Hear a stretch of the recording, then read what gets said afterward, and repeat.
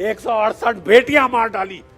अबे लानत है तुम पे, चुल्लू भर पानी में जाके डूब के मर जाओ। मालिक की नजरों में तुम गुनहगार हो, इंसानियत की नजरों में तुम गुनहगार हो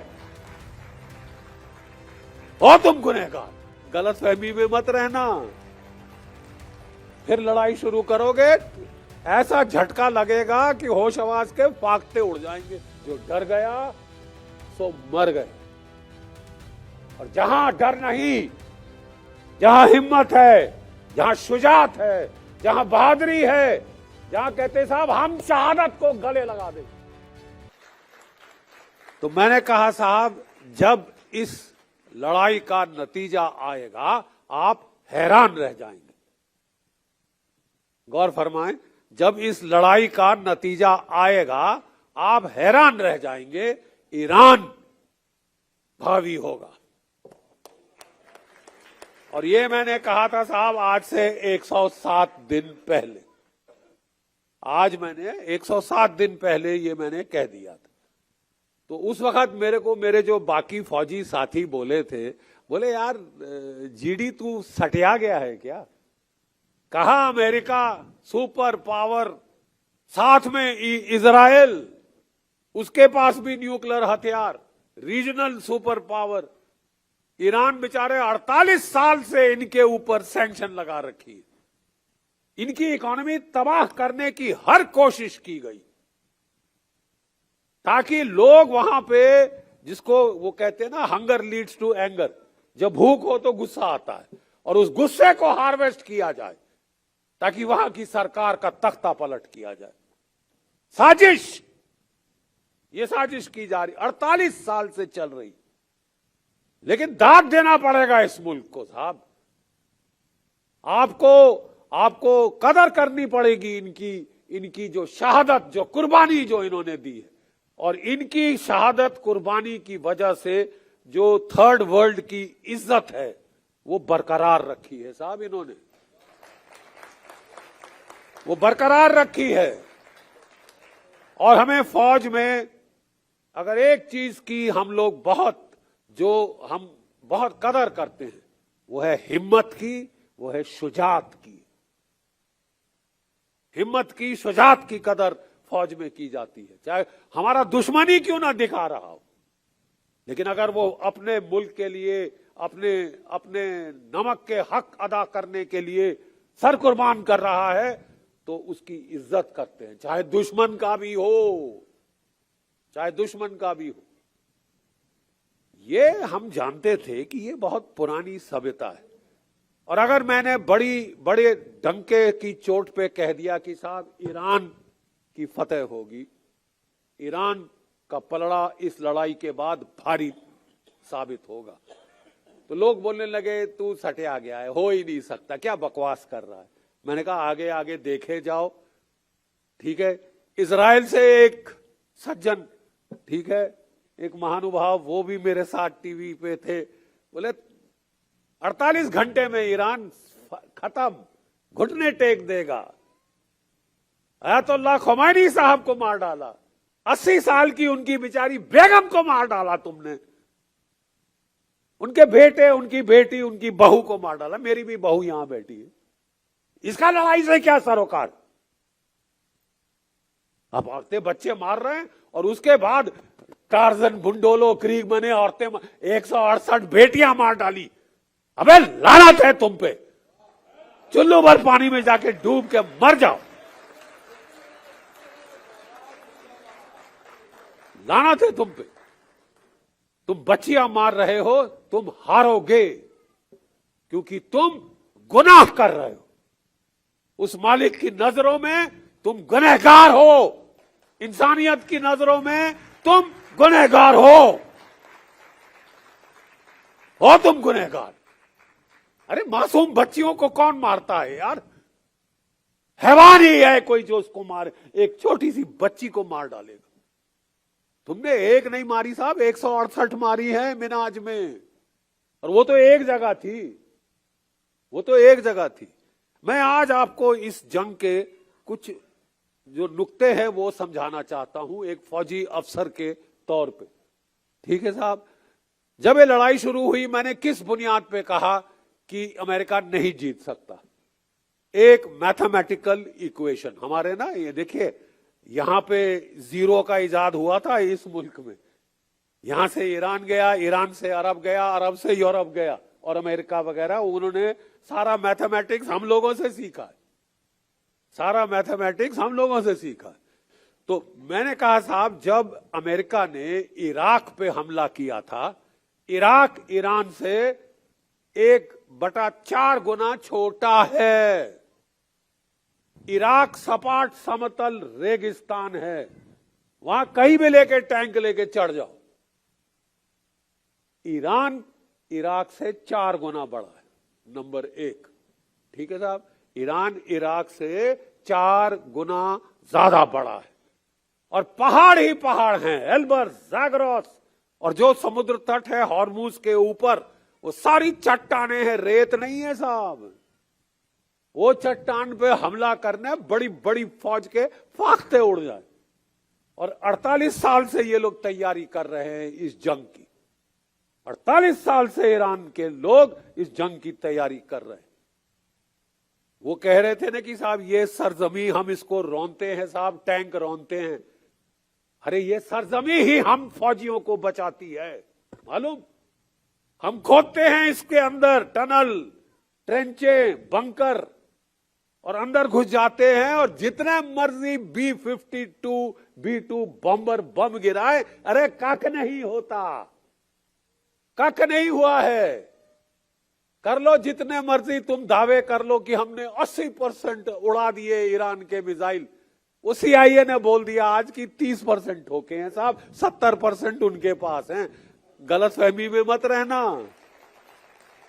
फिर लड़ाई शुरू करोगे ऐसा झटका लगेगा कि होश आवाज के फाख्ते उड़ जाएंगे। और ठीक वही हुआ है साहब।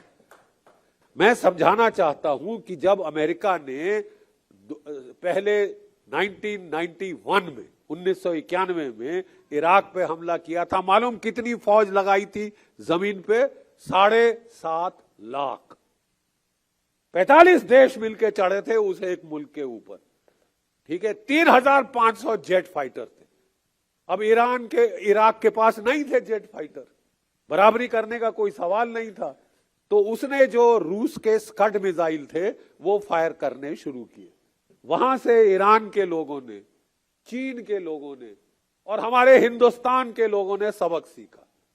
हमारे जो सबसे पॉपुलर, जो हमारे सदर रह चुके हैं, राष्ट्रपति, प्रेसिडेंट अब्दुल कलाम, नाम याद है? ठीक है साहब, बड़ी इज्जत से वो नाम लिया जाता है इस मुल्क में।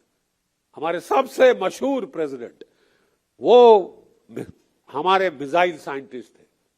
उन्होंने कहा साहब अगर हम जेट फाइटर का इंजन अच्छा नहीं बना सकते तो छोड़ो, जैसे इराक ने मिसाइल का इस्तेमाल किया है, रॉकेट मिसाइल का इस्तेमाल करो। और तब से हमारे भी मिसाइल बनने शुरू हुए, ईरान में रॉकेट मिसाइल और ड्रोन बनने शुरू हुए। और आज इन रॉकेट मिसाइल ड्रोन्स की बदौलत अमेरिका कह रहा है हमने उनकी एयरफोर्स उड़ा दी, नेवी उड़ा दी। अबे थी कहां? असली लड़ने वाला तो ये थे रॉकेट मिसाइल ड्रोन। इसका क्या किया तुमने? का लिया? इसका क्या किया तुमने? वो बरकरार हैं, वो बरकरार हैं। देखिए हमारे फौज में एक बड़ा सीधा फलसफा है, जो डर गया सो मर गया। और जहां डर नहीं, जहां हिम्मत है, जहां शुजात है, जहां बहादुरी है, जहां कहते साहब हम शहादत को गले लगा देंगे, भागेंगे नहीं, हम शहादत को गले लगाएंगे। अरे साहब, मैंने कहा कि हर देश का इतिहास होता है, उस पर हमला करने के पहले उसकी तारीख पढ़ी जाती है, समझी जाती है। ठीक है, ये वो मुल्क है, ये वो मुल्क है जहां शहादत एक वे ऑफ लाइफ है। ये वो मुल्क है जहां ईरान और इराक का जब 8 साल जंग हुई, 1 मिलियन लोग, 1 करोड़ लोग इनके शहीद हो गए। इनके 12-12 साल के बच्चे माइनफील्ड के अंदर अटैक करते थे, शहादत कुर्बान हो जाते थे, लेकिन रास्ता खोलते थे अपनी फौजों के लिए, रास्ता खोलते थे माइन फील्ड में बारूद इतने बड़े बड़े वो बॉम्ब लगे होते हैं, जमीन में गाड़े होते हैं। तो इनके बच्चे 12-12 साल के साहब वो हल्ला करते हुए कि हम जाएंगे आगे, वो जाते थे, वो फट जाते थे, लेकिन माइन भी फट जाता था। और फिर ईरान की फौजें ना सिर्फ इराक का हमला रोका, पलटवार किया और ईरान के अंदर घुस के चढ़ गए थे। ठीक है, 8 साल लड़े थे। केमिकल वॉरफेयर हथियार इनके ऊपर इस्तेमाल हुए जो अमेरिका ने दिए थे, इराक ने खुद नहीं बनाए थे साहब, वो अमेरिका ने दिए थे कि मारो मारो ईरान के ऊपर मारो, हम तो लड़ नहीं सके, अब औरों के थ्रू मरवाएंगे।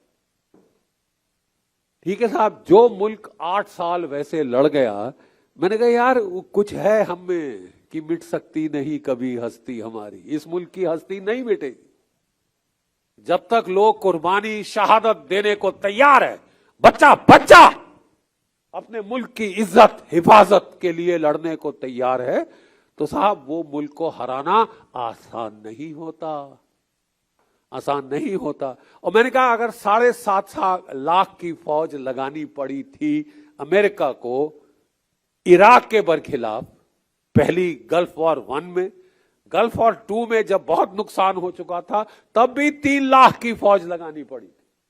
तो आज कह रहे हैं कि साहब हम जो है 5,000 मेरीन, कोई 10,000 82nd एयरबोर्न डिवीजन और कोई 4,000 स्पेशल फोर्सेस, टोटल 20,000। अबे तुम 20,000 से क्या उखाड़ लोगे जब 7.5 लाख लगाने पड़े थे इराक के लिए। सिंपल एक, अगर आप कागज पेंसिल ले लें और जो हम बच्चों को गणित सिखाते हैं, जो हम मैथमेटिक्स सिखाते हैं, वो कर लो तो आपको पता चल जाएगा कि कौन जीतेगा कौन हारेगा। तो उस वक्त लोग बड़ी हंस रहे थे, मजाक कर रहे थे, अरे ये बुढ़ा सटिया गया है, 77 साल का हो गया है। मैंने कहा साहब 77 साल का तजुर्बा है, ठीक है, 77 साल का तजुर्बा है, जो ये धूप में बाल सफेद नहीं किए, ये लड़ाई के मैदान जंग में सफेद किए। और मैं आपको कह रहा हूं एक सिपाही के तौर पर कि देखना ईरान हावी होगा। और आज मुझे खुशी है कि ईरान हावी हुआ है, हावी हुआ है। जितने भी तशद्दुद, जितने भी बमबारी तुमने कर ली, 15,000 सॉर्टीज तो अमेरिका ने चलाई, 2,000 सॉर्टीज कोई इजराइल ने चलाई, 17,000 इनके ऊपर बड़े बड़े बम गिरे हैं, टनों के बम, लेकिन ज्यादातर वो धरती के ऊपर फटे हैं, क्योंकि ये गाड़ के 40 साल पहले इन्होंने जमीन के नीचे चले गए थे, जिस तरह की वियतनाम वाले चले गए। वियतनाम से भी अमेरिका को मुंह की खानी पड़ी थी। और बोले ना, जान बची तो लाखों पाए, घर के बुद्धू घर को आए। वो वियतनाम से हो गया, वो इराक से हो गया, वो अफगानिस्तान से हो गया, अब वो ईरान ने करके दिखाया। लेकिन इस वक्त क्योंकि मुझे आज इतनी क्यों एक अंदर से खुशी हो रही है, अंदर से मुझे एक सुकून आ रहा है, एक चैन आ रहा है, क्योंकि साहब जब से ये डोनाल्ड ट्रंप आए तो इन्होंने तो ढंका पीटना शुरू कर दिया कि मेरे पास एक नया लड़ने का आला है। क्या आला है साहब? Artificial intelligence, maven software. ठीक है, और साहब ये मेवन सॉफ्टवेयर क्या है? जो आपके प्रीडेटर ड्रोन हैं उसमें ये सॉफ्टवेयर लगाया जाता है, और ये जो सिग्नल इंटेलिजेंस, ठीक है, सैटेलाइट इंटेलिजेंस, ह्यूमन इंटेलिजेंस, ये सारा पिक्चर को फ्यूज करता है। वो क्लाउड जो होता है ना, जिसको बोलते हैं हमारे क्या कहते हैं कंप्यूटर्स के अंदर क्लाउड, वो सारा फ्यूज करते हैं।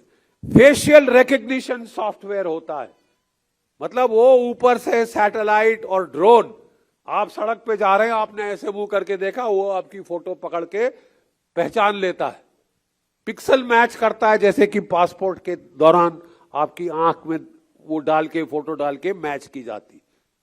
ठीक है, और ये उसने जब इजाद किया, और फिर उसमें क्या है साहब, जो आपकी ट्रैफिक लाइट रहती है ना साहब, जो ट्रैफिक लाइट रहती है, वो ट्रैफिक लाइट में कैमरे होते हैं कि अगर आप रेड लाइट को जंप करें तो आपकी फोटो खिंच जाएगी, आपको चालान ऑटोमेटिकली आ जाएगा। ये हर जगह, हर देश में तकरीबन आ गया।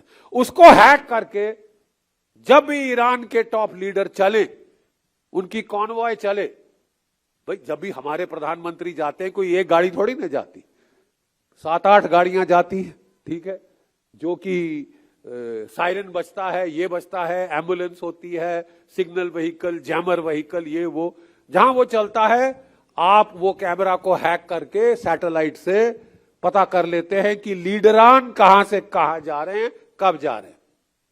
ये करके सन 2024 में अमेरिका ने पहली बार, मैं आपको कुछ अंदरूनी खास चीजें आज बता रहा हूं जो मीडिया में भी इतनी नहीं आई, लेकिन एक फौजी के तौर पे मैं आपको समझा रहा हूं कि हुआ क्या है, ताकि आप समझें कि ये स्केल ऑफ विक्ट्री क्या हुई। ठीक है साहब। तो उनने साहब जो है ये इसका इस्तेमाल किया 2024 में हिजबुल्लाह के बरखिलाफ। नासरुल्लाह को मार डाला, उसका नंबर 2 आया उसको मार डाला, 3 आया उसको मार डाला, पेजर में बम लगाए और उसके जो मिडिल टायर लीडर मार डाले और हिल गए बेचारे हिजबुल्लाह वाले। किसी को उम्मीद नहीं थी कि ऐसा टेक्नोलॉजी का इस्तेमाल होगा। 2025 में पिछले साल जब 12 दिन की लड़ाई हुई तो इन्होंने साहब ईरान के बरखिलाफ किया। पहले दिन कोई 30-32 जो हमारे IRGC के लीडर थे, जो न्यूक्लियर साइंटिस्ट थे, उनको घर बैठे बैठे मार डाला। और क्या बहाना लगाया कि हम तो साहब पीस टॉक कर रहे हैं, हम शांति की वार्ता कर रहे हैं, बातचीत चल रही थी और हमला कर दिया। ये खासा तरीका है साहब, हमारे में तो इसको हरामजादगी कहते हैं। नहीं, क्या मतलब आप कह रहे हो कि हम तो साहब शांति की बात कर रहे हैं, शांति की, आप धोखाधड़ी कर रहे हो ना, शांति के बहाने आप पीठ में छुरा घोंप रहे। ठीक है साहब। ईरान वो भी सह गया। फिर मादुरो के खिलाफ डोनाल्ड ट्रंप ने ये चलाया, ये मेवन आर्टिफिशियल इंटेलिजेंस सॉफ्टवेयर। अब देखिए साहब, लोग और लोगों में, नस्ल और नस्ल में फर्क। घूस खिलाई CIA ने वाइस प्रेसिडेंट से लेकर वेनेजुएला के आखिरी बटालियन कमांडर तक, और पूरा देश बिक गया। ठीक है साहब, बिक गया वो देश। और 2 घंटे में वेनेजुएला खत्म। जहां 2 घंटे में इन्होंने वेनेजुएला को खत्म किया, डोनाल्ड ट्रंप साहब का सर 7वें आसमान पे चढ़ गया। अब मैं किसी भी मुल्क को मसल सकता हूं, खासकर अगर तीसरी दुनिया का मुल्क है, एशिया का, अफ्रीका का, यहां कहीं का मुल्क है, मैं मसल दूंगा साहब। और उनको पूरा विश्वास था, और नेतन्याहू साहब ने आके उनको उकसाया कि 48 घंटे में ईरान को खत्म कर देंगे। कैसे खत्म करेंगे साहब? हमने वहां पे 40 से 50 हजार, आप जानते हैं, 40 से 50 हजार इलॉन मस्क के स्टारलिंक टर्मिनल भेजे। क्यों भेजे साहब? कि अगर ईरान अपना इंटरनेट बंद करता है, सारी ये जो बदमाशी है ये इंटरनेट पे होती है। जो आपने कलर रेवोल्यूशन देखी श्रीलंका में, कहां से हुई? सोशल मीडिया से। जो बांग्लादेश में हुआ तख्ता पलट, कहां से हुआ? सोशल मीडिया से। जो नेपाल में तख्ता पलट हुआ, कहां से हुआ? सोशल मीडिया से। तो ईरान को पहले चेता दिया था रूस ने, चीन ने, कि ये संभल के रहना। ठीक है। इन्होंने 40-50 हजार स्टारलिंक टर्मिनल भेजे कि ईरान की सरकार अगर इंटरनेट बंद भी करे तो हम अपना इंटरनेट चालू करके अपने एजेंटों को, अपने लोगों को भड़काएंगे, उकसाएंगे। और उसके पहले इन्होंने ईरान की करेंसी पे हमला किया। $1 1.5 लाख रियाल के बराबर करा दिया कि लोगों में भुखमरी हो। अरे जो आप में भुखमरी करना चाहते हैं वो नाटक कर रहे हैं। हम ईरान के लोगों को बचाना चाहते हैं, हम उनको छुड़ाना चाहते हैं, शाह ईरान वापस आएंगे। अबे वो अमेरिकनों का एजेंट था। शाह ईरान अमेरिकनों का एजेंट था, ठीक है।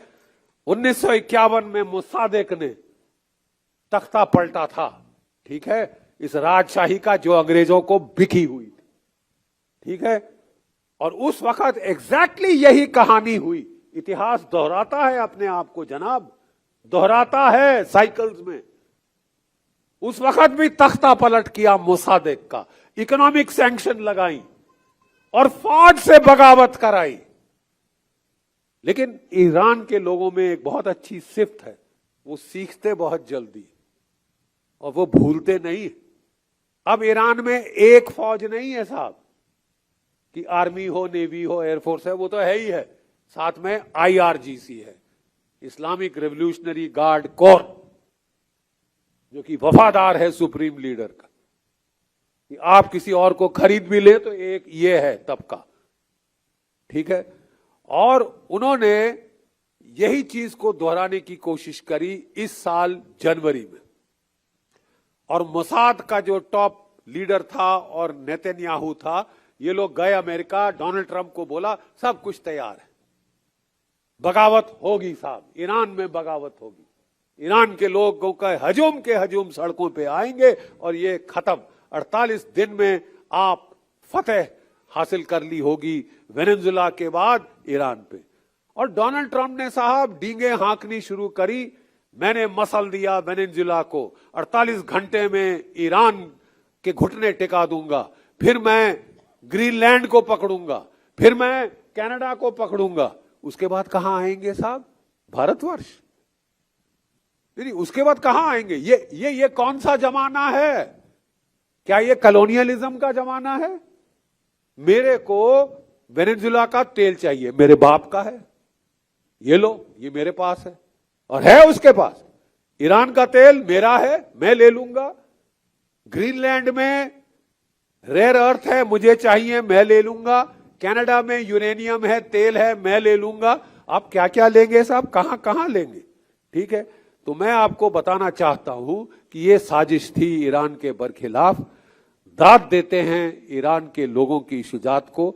इतनी टेक्नोलॉजी लगाई, AI लगाया, लेकिन ये लोग सीख गए, क्योंकि ये ट्रेलर इन्होंने हिजबुल्लाह के खिलाफ देखा था, पिछले साल ईरान के बरखिलाफ देखा था, फिर इन्होंने वेनेजुला के बरखिलाफ देखा और चौथे साल ये सीख गए।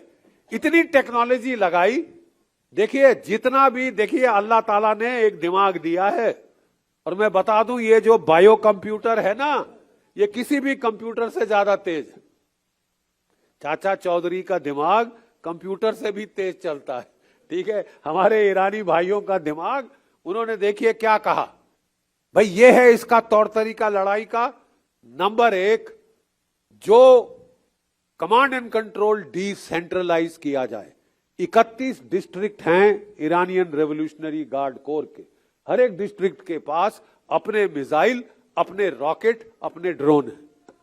उन्होंने सबके जो 31 डिस्ट्रिक्ट कमांडर थे, बोले अगर हम तेहरान में सब मारे जाएं टॉप लीडर, तो आप बिल्कुल फिक्र नहीं करना, आप जो है, ये है आपकी टारगेट लिस्ट, अमेरिका के ये 17 बेस हैं, इनको ठोक देना। ईरान के ये हवाई अड्डे है, ये हाइफा का रिफाइनरी है, इसको उखाड़ देना। इंतजार मत करना कि हुक्म तेहरान से आएगी। और बगैर, जैसे ही ईरान पे हमला हुआ 28 फरवरी को, आधे घंटे के अंदर IRGC के मिसाइल और ड्रोन पलटवार कर दिया था अमेरिका के ऊपर।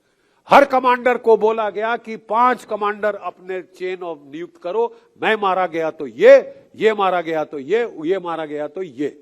और ये सारी फसाद की जड़ ये ड्रोन है। क्या आप जानते हैं कि ईरान के लोगों ने कोई तकरीबन, ईरान के लोगों ने ये 30 से 35 ड्रोन अमेरिका के शूट डाउन कर दिए हैं, MQ-9 रीपर, ठीक है। और इन ड्रोन्स के चलते एक ड्रोन $30 मिलियन का है। 50 जहाज अमेरिका के शूट डाउन हो गए। अमेरिका झूठ बोल रहा है कि मेरे केवल 13 शहीद हुए हैं। वो आज से 40 दिन पहले 13 का आंकड़ा आया था, वहां पे सुई अटक गई। असलियत यह है कि वो कह रहे हैं 13 मारे गए, 400 15 से ज्यादा घायल हुए हैं। ठीक है, घायल वुंडेड और इसका रेशियो 1/3 होता है। ठीक है, इसका मतलब 100 से ज्यादा तो अमेरिका के सिपाही मारे गए, जो कि वो अपने लोगों से छुपा रहे हैं, क्योंकि वहां के लोग कह रहे हैं कि साहब हम अपने देश के लिए कुर्बानी देने को तैयार हैं, हम इजराइल के लिए नहीं मरना चाहते। आज मेरे को खास इतना आक्रोश क्यों है, क्योंकि ये जो आर्टिफिशियल इंटेलिजेंस सॉफ्टवेयर लगाया गया था, उसी की गाइडेंस से मिनाज के स्कूल पे हमला हुआ था। कंप्यूटर में हम बोलते हैं गार्बेज इन गार्बेज आउट। अगर आप गंद डालें कंप्यूटर में, गंद ही निकलेगा। और नाम बड़ा बड़ा टेक्नोलॉजी का लगा के आपने 168 बच्चियां मारी हैं, आपको एक एक बच्ची की आह लगी है। और अगर आप आज पिट गए हैं तो वो बच्चियों की, मिनाज की बच्चियों की आह की बदौलत है।